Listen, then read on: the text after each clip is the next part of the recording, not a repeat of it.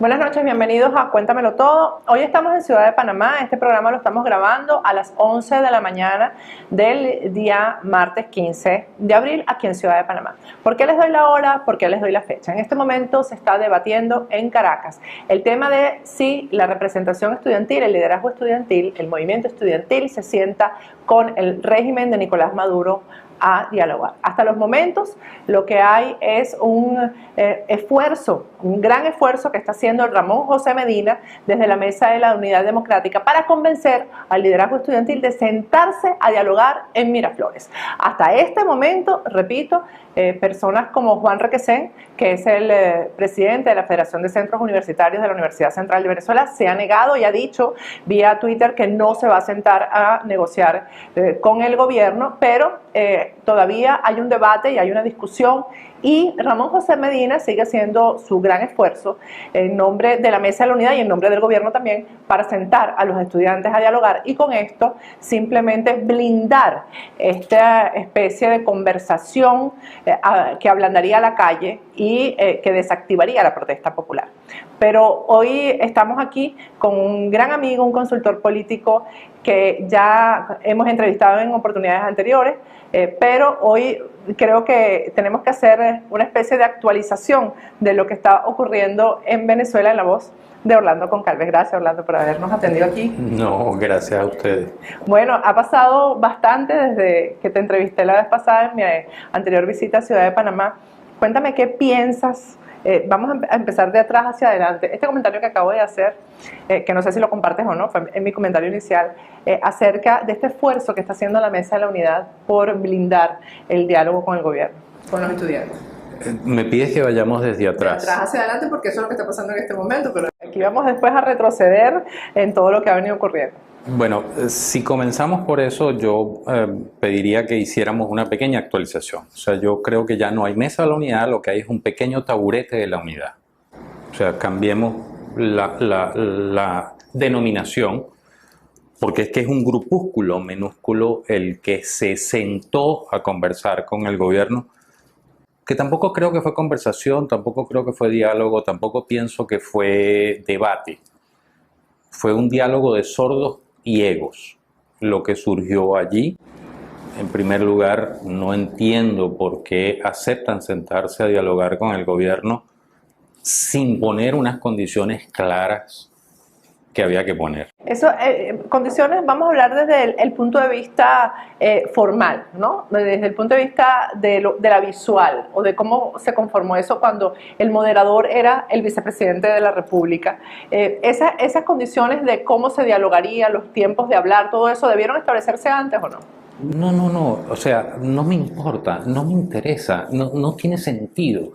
El primero que habló por la oposición, cualquiera que haya sido, a ver, ¿quieren dialogar? Perfecto. Primero, me liberan a los presos políticos. Segundo, me liberan a los estudiantes. Tercero, me retornan a los exiliados. Cuarto, nombremos ya, en este instante, una comisión de la verdad que investigue los 41 muertos que han sucedido hasta ahora. Ahora, Después de eso, hablamos todo lo que tú quieras. Pero en un principio la Mesa de la Unidad había puesto esas condiciones, que eran las mismas condiciones. ¿Por qué la Mesa de la Unidad o esta gente que se sentó, por qué va contra sus propias condiciones? ¿Por qué no es coherente y consecuente consigo mismo y se sienta sin que le dieran ni siquiera la mitad, una cuarta parte de las condiciones, ni siquiera mencionaran las condiciones? ¿Por qué hicieron eso? A ver, es que estas condiciones eran condiciones sine qua non. Y segundo, el origen del conflicto, ¿dónde está? Está con los estudiantes, claro, con la calle. Entonces, ¿por qué en un diálogo para resolver una crisis política los protagonistas de esto, los estudiantes y la calle, no están presentes allí? Entonces yo pienso que fue un diálogo de sordos y de egos. Todas las intervenciones que yo vi, y me las calé todas completas, yo vi un ego que salía y salía. Yo pienso que eso no va a resultar a nada. Y además es tan descarado el esquema del régimen. Si tú te fijas, el día que llegaron los cancilleres de UNASUR y los días que estuvieron, sencillamente ellos bajaron la presión sobre la calle. Estaban los cancilleres de UNASUR en Maiquetía, no se habían terminado de montar en el avión y arreció brutalmente la represión contra los estudiantes en la calle. Entonces, ¿hay voluntad realmente de dialogar? No, lo que hay voluntad es de desgastar este proceso de la lucha que implantaron los muchachos, que implantaron los estudiantes y que ahora la población ha respaldado. ¿Por qué el taburete de la unidad se sentó allí? La verdad no lo sé. Tengo que pensar muy mal. Porque ¿quién ganó en esa sentada? En mi opinión ganó el gobierno internacionalmente. ¿Cuáles fueron los titulares de muchos medios? El gobierno abrió la puerta para dialogar. Pero quiero hablar un poco de este tema de los egos, ¿no? Porque aquí hay algún análisis que dice que Acción Democrática sale fortalecida porque Henry Ramos Alup se portó como un bravucón, porque le dijo a Diosdado 4 cosas. ¿Por qué esa euforia inicial cuando estaba esta cantidad de expresiones que se estaban dando ahí, además en cadena nacional con un rating jamás visto, además? ¿Por qué esta euforia ciudadana de que por fin le dijimos al gobierno lo que el gobierno se merece? Si eso finalmente el resultado no se ha visto en los hechos, ¿no? El resultado de este diálogo, o sea, no se ha visto un resultado positivo en el sentido de lo que tú dices, la liberación de los presos, el cese de la represión, etcétera. ¿Por qué la euforia ciudadana? Es lógico y es normal que la ciudadanía viera con agrado que varias gente le dijera al régimen 4 verdades. Es normal. Ahora, fue la euforia momentánea.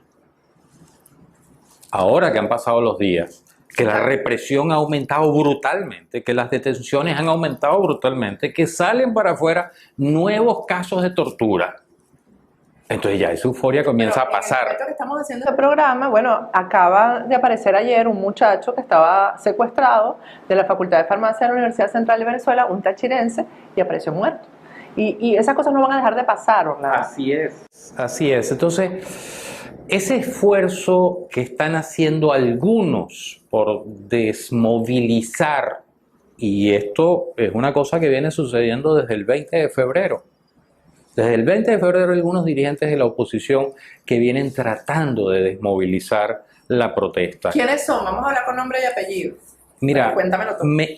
En mi criterio, y yo asumo totalmente mi responsabilidad, y asumo la responsabilidad de lo que yo digo, de lo que la gente entienda es otra cosa. En primer lugar, sin ningún lugar a duda, PJ, primero justicia y todo su con. No me queda la menor duda. O sea, su actuación, su discurso, las cosas que hacen, las cosas que omiten. Oye, da mucho que entender. Bueno, voy a aprovechar y discúlpame este paréntesis, Orlando, para comentar que ayer salió una información que corrobora todo lo que yo informé acerca, valga la redundancia, acerca de cómo intervino un oficial que le responde a Julio Borges para desactivar un pronunciamiento militar que se iba a dar en Venezuela, y ayer Últimas Noticias corrobora todo lo que yo dije. No es sorprendente que, a pesar de que el gobierno haya actuado supuestamente en función de esa información, haya detenido a este oficial que es de apellido Rivero Lago, no es sorprendente que Julio Borges, que haya estado también en el mismo tema, esté libre y ni siquiera haya sido citado a declarar. Claro. Que fue el factor que desactivó todo. Y lo han llamado a interrogarlo, lo han llamado a preguntarle qué información tenía, o sea, nada. ¿Por qué? Porque el gobierno no le interesa. Ahora, ¿qué es lo que mueve a Primero Justicia para este colaboracionismo con el gobierno? Mira, de vuelta, absolutamente responsable con lo que digo. Hay un tema de egos y hay un tema de cálculo político. Entonces, tengo a Leopoldo preso y el gobierno me ofrece mantenérmelo preso. Tengo a María Corina desactivada y la rasparon de la Asamblea Nacional y el gobierno me garantiza mantenerla. Al precio que yo tengo que pagar es desactivar. Que son los dos rivales. Así es. Porque son los dos, él e inclusive en buena medida Antonio Ledesma, que lograron entender e interpretar el sentimiento de la calle, lograron interpretar lo que estaba sucediendo. Y una cosa más sorprendente, sobre todo en el estamento político, entendieron que ellos eran uno más. Ellos no son el líder es la gente, esto es un proceso colectivo.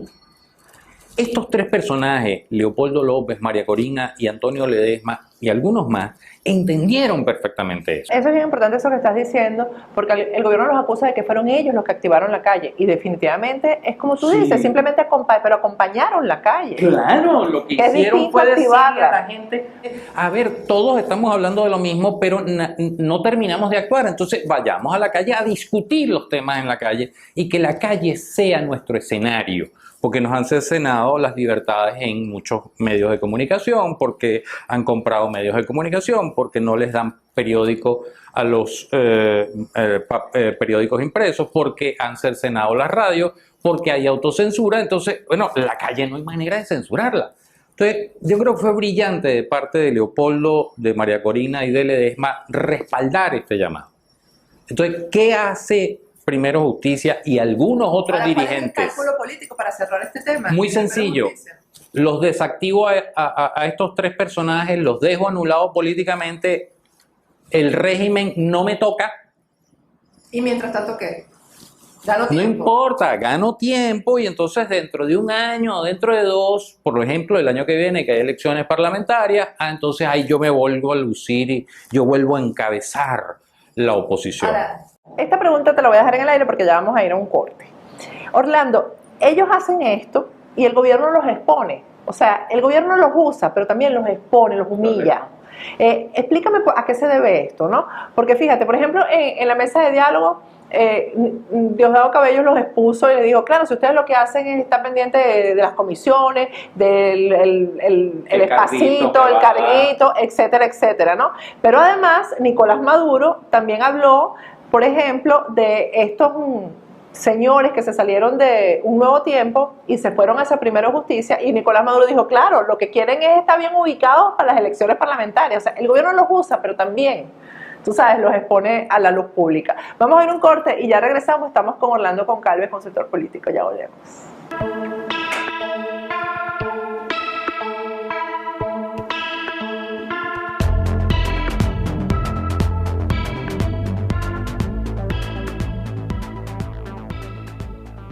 Regresamos con Cuéntamelo Todo. Estamos en Ciudad de Panamá, estamos con Orlando Goncalves, que es consultor político, y habíamos dejado en el aire esta reflexión de que esta estrategia del gobierno de exponer a sus aliados en la oposición, los expone. O sea, es como recordarles cada cierto tiempo, mira, acuérdate que te las tengo guardadas, ¿no? Así es. Es una estrategia muy simple, extremadamente perversa, de manipulación, de recordarle constantemente al otro, yo tengo razones para tenértelas apretadas y para que te duelan.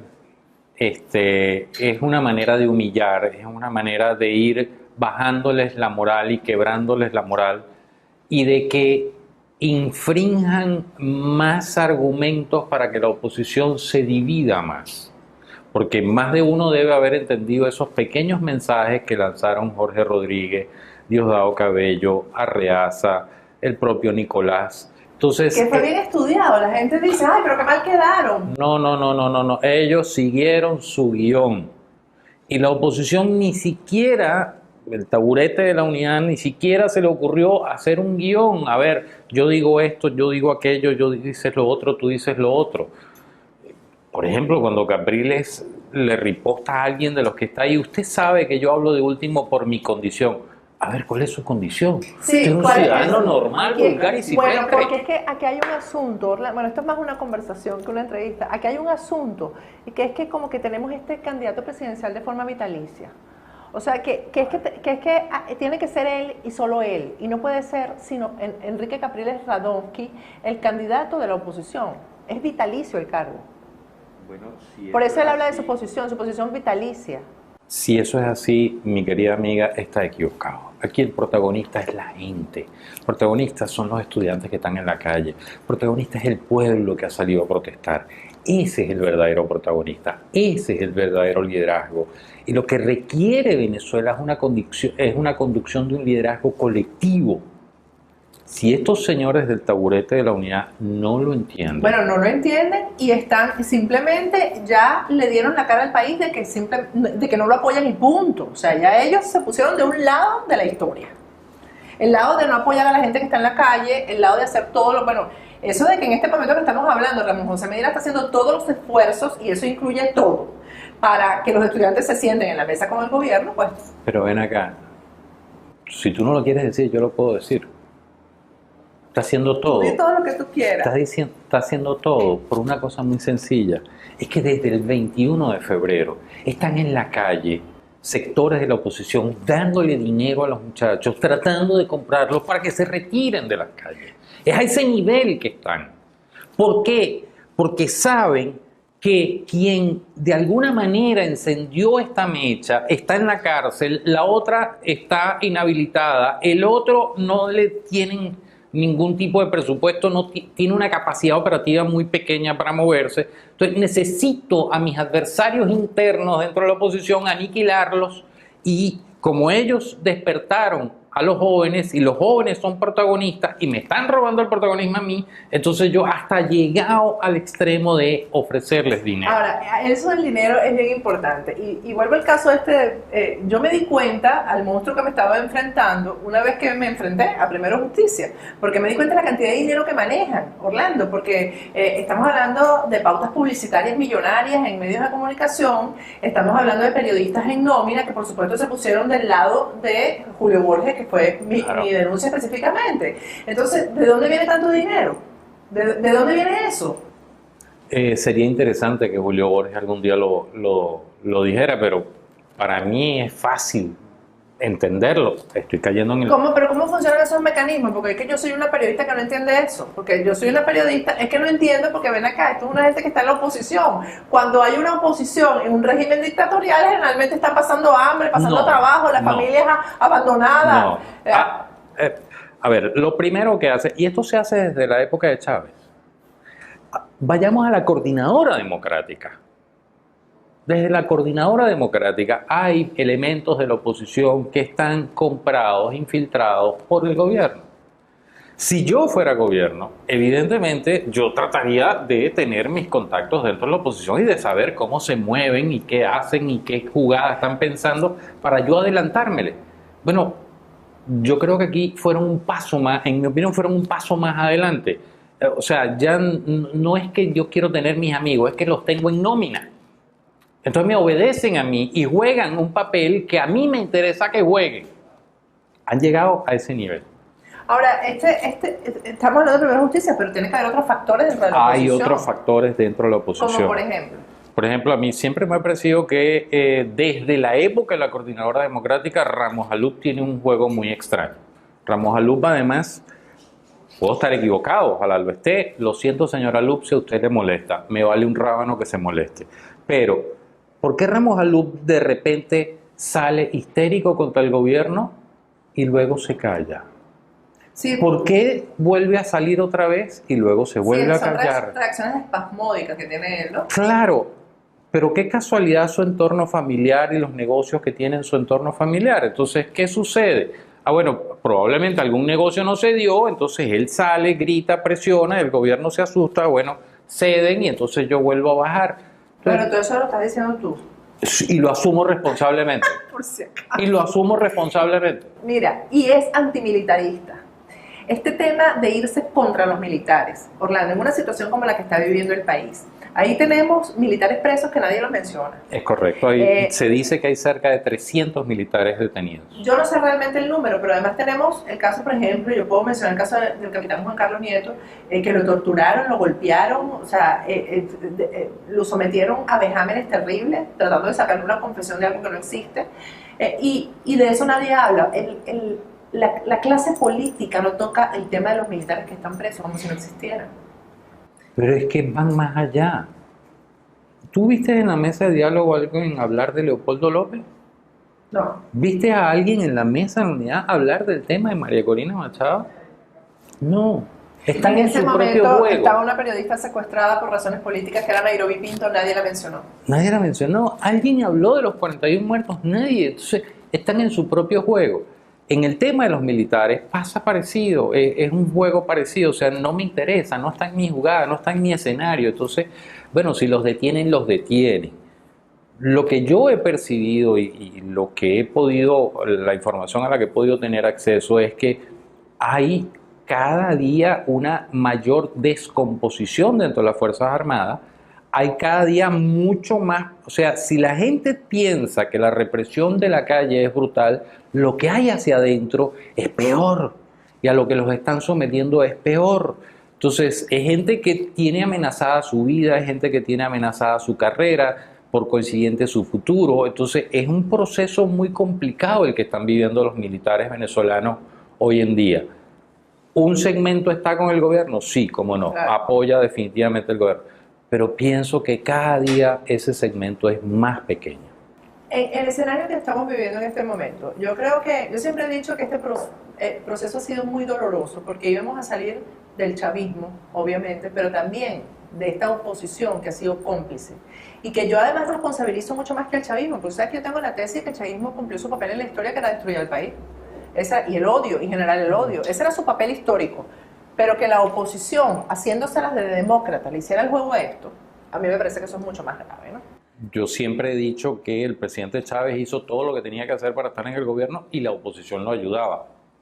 Por una parte, por complicidad, y otra por errores brutales que cometieron a lo largo de la historia. Ahora, después de esto, ¿cambia el escenario político en Venezuela?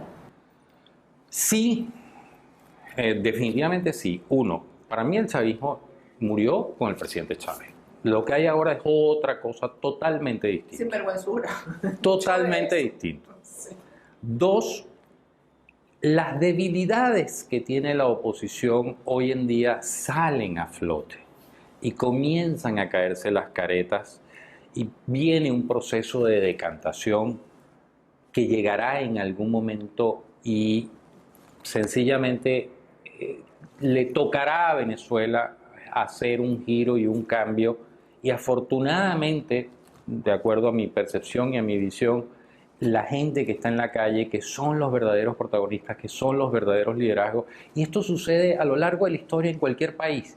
Tú ves que cada vez que hay una situación de cambios, los ciudadanos le pasan por encima a los partidos políticos, le pasan por encima a los dirigentes políticos, y eso es lo que está sucediendo en Venezuela. Pero ¿le pasarán por encima y se quedarán por encima definitivamente, o volveremos a tener el país que teníamos hace unos meses, donde se sigue corriendo la arruga y el país sigue degradándose y deteriorándose cada vez? Yo pienso que no, yo pienso que se van a quedar mucho, va a surgir un liderazgo nuevo, totalmente distinto, y estos líderes nuevos son los que van a asumir el control del país. ¿Está Leopoldo López, María Corina entre ese liderazgo nuevo, o hay liderazgos que aún no han salido a la luz pública? Pudieran estar, pero mi percepción es que se está gestando en las calles un liderazgo nuevo que todavía no estamos viendo. ¿Se desactivará la calle? ¿Tú crees que se cumple este esfuerzo que es combinado entre el gobierno y la oposición de desactivar la calle? Pienso que no. Puede ser que en estos días de Semana Santa baje un poco la conflictividad, es normal, es lógico. Hay estudiantes que tienen 60 días continuos en la calle comiendo mal, durmiendo mal, pasándola mal. Es lógico que haya cierto repliegue, pero el gobierno que no se la crea, o sea, el valor con el que yo he visto que estos muchachos se aferran a la bandera como si la bandera fuera un escudo antibala, y están ahí, se mantienen ahí, eso no tiene precio. ¿Por qué pasó, Orlando, que esta generación que se formó prácticamente en dictadura y con este fascismo socialistoide, comunistoide, ¿por qué tienen más raíces democráticas que nuestra generación que nos formamos y nacimos en democracia? ¿Por qué pasó eso?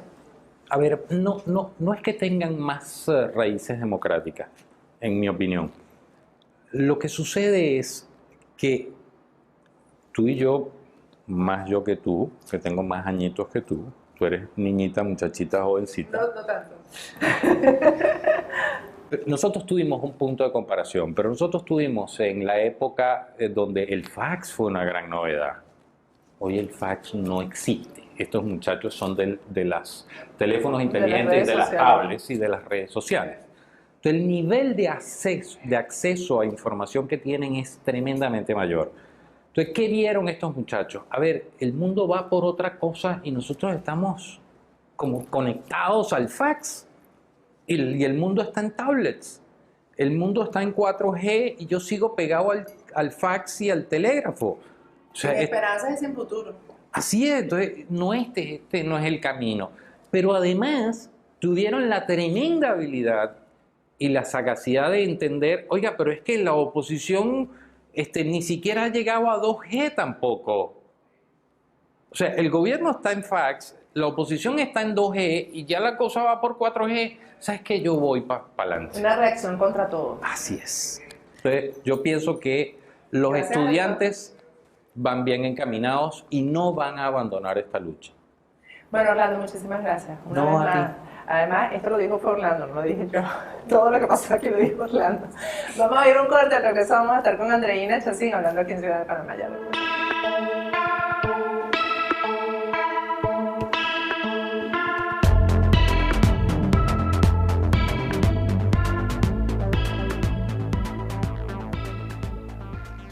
Regresamos con Cuéntamelo Todo, estamos con Andreina Chacín. Andreina es la representante aquí de la lucha por el rescate de la democracia en Venezuela. Andreina es la gran organizadora de los venezolanos. Andreina es el ícono de lo que representa la lucha en el exterior por la libertad de Venezuela, porque quienes estamos en el exterior estamos todos los días, la mayoría de los venezolanos, poniendo un granito de arena para que se resuelva la crisis y para regresar a nuestro país. Gracias, Andreina, por estar con nosotros. Ya estuviste en oportunidad anterior. Y hay un tema fundamental. Ricardo Martinelli, el presidente de Panamá, dice que hay 60.000 venezolanos que están viviendo aquí ya en Panamá y hay ruptura de relaciones con Venezuela. ¿Y qué está pasando con los venezolanos que requieren de los servicios consulares hasta para el día a día aquí, para poder estar tranquilos aquí en Ciudad de Panamá? Sí, Patricia, gracias por el programa. Estamos en un limbo consular, estamos desatendidos por completo. Están muchos venezolanos que dejaron sus documentos dentro del consulado, que eran producto de uno de los requisitos para hacerle los trámites, no se les fueron entregados. Muchos de los trámites que venían a través de valija, que inclusive llegaron días antes de la ruptura, tampoco les han sido entregados. Y no tenemos noticia de que esos documentos vayan a ser trasladados a otros servicios consulares en otros países para que a partir de allí puedan ser retirados. Aparte de eso, te debes imaginar la cantidad de venezolanos que tienen los pasaportes vencidos o por vencerse. Y la cantidad de venezolanos que de alguna manera usaban sus remesas de dólares Cadivi para vivir aquí, ya sean los pensionados, ya sean los estudiantes o las remesas familiares, que en este momento están dejando de tener acceso a esos dólares y que además, por demás, eso es inconstitucional, porque nos están poniendo nosotros en una posición de ciudadanos de cuarta o de quinta, porque todos los venezolanos tenemos derecho al acceso a los dólares, y el que estemos en Panamá y que el gobierno venezolano haya tomado una decisión tan abrupta de ruptura de las relaciones no es para que desmejore nuestra condición. Ustedes, aparte de los estudiantes, aquí hay un grupo de pensionados que también recibían su dinero en dólares a través de la embajada. Está el tema también de cuando tienes que renovar papeles, documentos, hasta inscribir a nuestros niños venezolanos que hayan nacido aquí. Hasta inscribir a los niños que nacen aquí, inscribirlos como venezolanos. ¿Qué está pasando con todo esto? ¿Ya hay alguna alternativa para que los venezolanos puedan hacer su... No hay ninguna alternativa porque el régimen nunca le ha interesado la atención de nosotros. De hecho, no ha habido un pronunciamiento y por la información que tengo en Cancillería en Venezuela no se ha tocado ni siquiera el tema de dar la opción de que Costa Rica, que se ofreció para prestarnos el servicio consular, nos pueda atender. Por lo tanto, los venezolanos aquí estamos desamparados, estamos en un limbo, muchos ya se les está venciendo sus documentos para inclusive gozar de la posibilidad de comprar un boleto aéreo para otro destino que no sea Venezuela, porque las líneas aéreas no te lo van a vender si tienes un pasaporte que se vence en menos de 6 meses. Así que solamente les tocaría viajar si tienen el pasaporte vigente para Venezuela, por ser nuestro país natal, pero no pueden moverse de aquí. Y muchos, como por ejemplo el drama que acabas de mencionar de los turistas pensionados, que es un drama doble, porque muchos de ellos vivían de sus pensiones en bolívares, ya sea producto de actividades privadas o públicas, y también dependían de ese trámite de comprobar ese ingreso de dinero en Panamá para poder tener la residencia permanente aquí. Y lamentablemente a muchos también se les va a vencer los trámites migratorios, no permitiéndole aún así trabajar, porque quiero que sepan que aquí hay muchas visas, como la visa de estudiantes, donde estos muchachos no pueden trabajar, o sea, legalmente no pueden trabajar en Panamá y tampoco tienen la remesa que les permitía pagar las matrículas y pagar las universidades y mantenerse. Andreina, ustedes se han sentido, los venezolanos aquí en Panamá se sienten acompañados, apoyados por el gobierno panameño, o sienten que estas acciones del gobierno panameño los perjudicó? No, yo siento que el gobierno panameño ha estado muy pendiente. Yo te puedo dar fe que yo he tenido reuniones con muchos factores del gobierno y también del no gobierno que nos han ofrecido el apoyo, la solidaridad, inclusive buscando las maneras de que muchos trámites, como por ejemplo fe de vida, constancias de residencia, se tramiten dentro de los mecanismos y los organismos normales del país para poder subsanar algunos de los problemas que tienen los venezolanos, que tenemos los venezolanos que estamos aquí. El mismo presidente Martinelli, a los días de haber roto las relaciones Maduro con él o con el país, dijo que la realidad migratoria y la realidad de inversiones para los venezolanos en Panamá no iba a cambiar, o sea que a esa disposición a que nosotros estemos cómodos y estemos bien y todos los mecanismos que ya se habían hecho durante todos estos años de gobierno no van a cambiar para nosotros. La última vez que te entrevisté estabas tomando la decisión de sumarte a Voluntad Popular, había una incomodidad dentro de la Mesa de la Unidad Democrática, han pasado muchas cosas, por ejemplo, te explico el caso de Miami, en la Mesa de la Unidad de Miami, en la secretaria ejecutiva era una exiliada, Gisela Parra, que hace 2 días tomó la decisión de renunciar y explicó en una carta bien amplia por qué renunciaba, y esto incluye este tema de que la Mesa de la Unidad se haya sentado a dialogar de espaldas a lo que está pasando en la calle, de espaldas a la decisión de los estudiantes. ¿Cómo está tu situación ahora con la Mesa de la Unidad Democrática aquí? Yo represento al Partido Voluntad Popular. Desde esa conversación que tuvimos, creo que fue en diciembre, en enero, tomé la decisión de la cual me siento muy orgullosa. Me siento que estoy con el partido que está haciendo frente realmente al régimen. Estamos definitivamente en el lado correcto de la historia. Me siento muy satisfecha. Y siento que mi relación con la Mesa de la Unidad, teniendo grandes amigos dentro, no es mala. Pero definitivamente mi lucha responde al partido que pudo interpretar realmente lo que yo deseo como venezolana en el exterior para los venezolanos que están dentro y para mi país, para yo poder volver. En base a lo que se está haciendo a nivel de la Mesa de la Unidad Democrática, no se llenan las expectativas de nosotros, ni se va a conseguir la lucha que se quiere, que es restituir un Estado de Derecho y lograr la democracia en Venezuela. Ahora, ¿hay vinculación entre tú y Voluntad Popular, la Dirección Nacional de Voluntad Popular en Venezuela? Sí. ¿Hay diálogo, hay conversación? Constantemente, inclusive dejándoles saber que respetan en todo momento la realidad de cómo han sido las movilizaciones dentro de Panamá, comprenden perfectamente que cada país es diferente, que cada grupo de exiliados y de venezolanos en el exterior somos diferentes, no hacen imposición, han respetado el liderazgo natural que ha habido desde el trabajo de mío y de mi equipo durante todos estos años, sin imposición, con mucho diálogo y con mucho respeto. Ahora viene un momento difícil. Estoy, por cierto, preparando un reportaje que sale mañana, en Cuéntamelo Todo, acerca de la próxima inhabilitación política de líderes de Voluntad Popular, pero además la anulación del partido, porque llegó un delincuente que se llama José Pinto, que es el jefe de los Tupamaros, que es un grupo paramilitar, un grupo de criminales, y introdujo una solicitud ante el Tribunal Supremo de Justicia para que anularan el partido. Eso es lo que viene ahora. Entonces, quienes representan a Voluntad Popular en el exterior van a hacer un papel muy importante porque deben internacionalizar esta violación a los derechos humanos y sobre todo ponerlo en la palestra de la justicia internacional, ¿no? Así es, pero ya lo estamos haciendo porque toda la persecución que ha habido contra nuestros líderes del partido nos ha llevado a que tengamos contacto con todos los partidos políticos, de izquierda, de derecha, mostrándole lo que está ocurriendo en Venezuela. Por supuesto, lo que tú estás diciendo es correcto, vamos a acrecentar las acciones, vamos a tener un papel mucho más protagónico en cuanto a la situación del partido, pero quiero que sepas que todos los coordinadores en todos los países donde hay venezolanos y está constituido Voluntad Popular, estamos totalmente sensibilizados con lo que está ocurriendo en Venezuela y principalmente por la persecución que está ocurriendo con nuestros compañeros. ¿Hay alguna organización aquí en Panamá, alguna forma de que quien quiera inscribirse en Voluntad Popular fuera del país, quien quiera participar, ayudar, pueda comunicarse? Sí, me están escribiendo directamente a mi Twitter, que es @andriuna1, y en las próximas semanas va a salir publicado un blog con un formulario para que ustedes puedan escribir sus datos y de allí podamos contactarlos para que formen parte de esta lucha que estamos haciendo desde el exterior, siendo embajadores de lo que está ocurriendo en Venezuela, apoyándonos entre todos y sobre todo hablándole a todas las autoridades y a los medios de comunicación también, de lo que está ocurriendo a nivel de persecución política. Algo que te voy a pedir es que envíes un mensaje, porque este programa se ve muchísimo en Venezuela, gracias a Dios. Envíale un mensaje a quienes están luchando en Venezuela de lo importante o de lo que tú crees que es importante, del papel que tú crees que se está jugando, que juegan los venezolanos que están en el exterior, en favor de lo que se está luchando en las calles en Venezuela.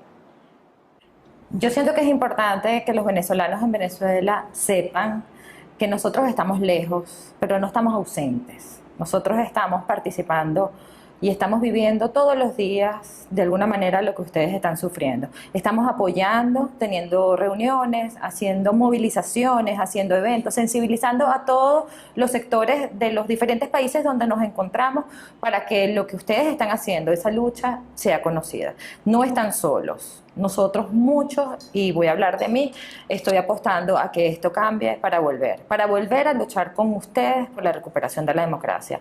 Y ahí estaremos muy pronto, muchos de los que nos hemos formado, de los que hemos estado obligados, porque ese es mi caso, yo no estoy aquí, esto es un exilio obligatorio, esto no es algo que yo deseé ni me vine a Panamá a hacer turismo, por circunstancias personales. La vida me llevó a estar aquí, pero estoy deseosa de volver, y en ese proceso de recuperación nosotros vamos a estar codo a codo con ustedes luchando, así que sepan que estamos lejos pero no estamos ausentes. Gracias, Andreina, gracias nuevamente por hablar con nosotros.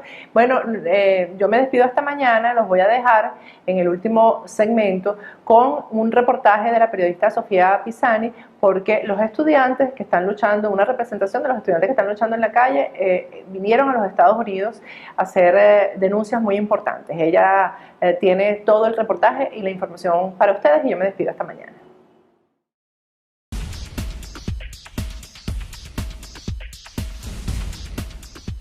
La Junta Patriótica Estudiantil y Popular de Venezuela en Miami llevó a cabo una rueda de prensa con la presencia de los líderes estudiantiles venezolanos, Roderick Navarro, Ana Karina García y Gabriel Lugo, quienes vinieron a los Estados Unidos para unificar estrategias y esfuerzos con representantes de Siria, Ucrania y Cuba para luchar por las democracias de estos países. Negociación que hagan, negociación que fracasará porque la protesta continuará en las calles.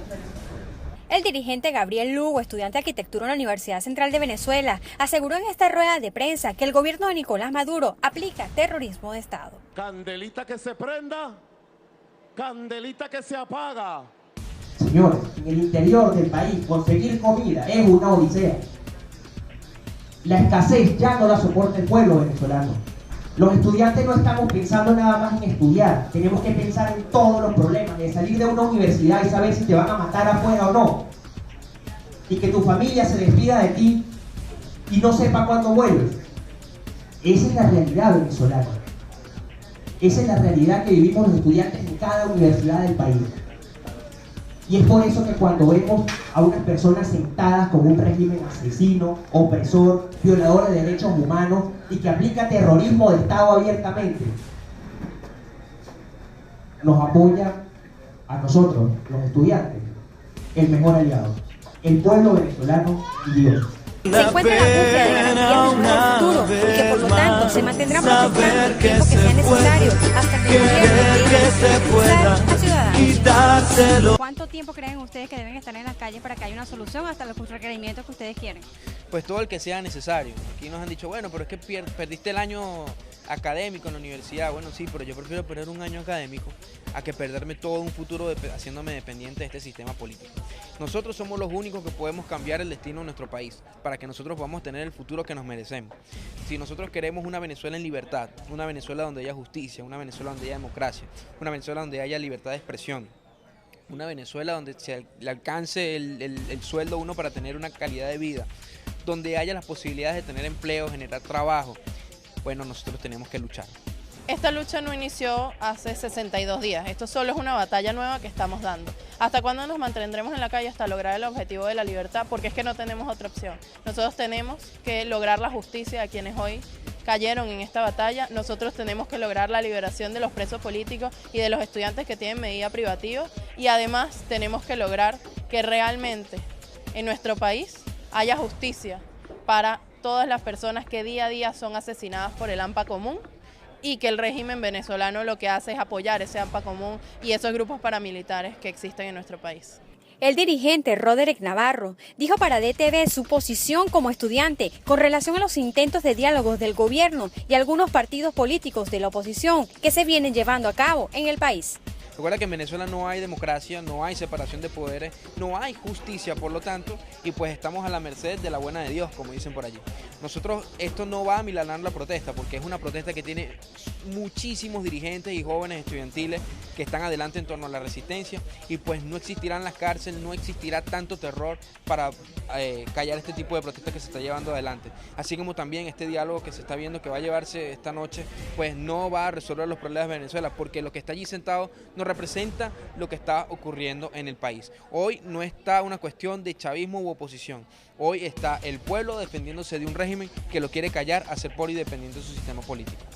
Los líderes estudiantiles responsabilizaron al presidente de la Asamblea Nacional, Diosdado Cabello, y al diputado Robert Serra de lo que les ocurre al regresar al país, puesto que estos denunciaron que ellos vinieron a los Estados Unidos a realizar un plan conspirativo.